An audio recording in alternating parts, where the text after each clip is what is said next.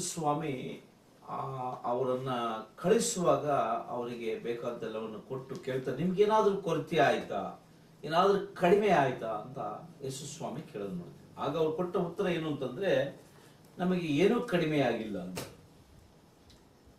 ನಿಜ, ಹೌದು. ಯಾಕೆಂತಂದ್ರೆ ಯೇಸುವಿನ ಒಂದಿಗಿದ್ದವರಿಗೆ ಯಾವ ಕೊರತೆ ಇರೋದಿಲ್ಲ.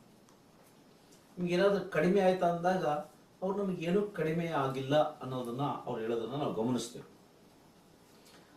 ಆ ಮಾತಿನಲ್ಲಿ ಒಂದು ವಿಷಯವನ್ನು ನಾವು ಗುರುತಿಸ್ತೇವೆ. ಅವ್ರು ಕೊಟ್ಟ ಉತ್ತರದಲ್ಲಿ ಒಂದು ಅಂಶವನ್ನು ನಾವು ಗ್ರಹಿಸಬಹುದು. ಅದೇನಂತಂದ್ರೆ, ನಮಗೇನೂ ಕಡಿಮೆ ಆಗಿಲ್ಲ ಅಂತ ಹೇಳುವಾಗ ಅವರಿಗೆ ಮನೆ ಇದ್ದಿಲ್ಲ, ವಾಹನಗಳಿರಲಿಲ್ಲ, ಆಸ್ತಿ ಚರಸ್ಥಿರಾಸ್ತಿಗಳೇನೂ ಇರಲಿಲ್ಲ.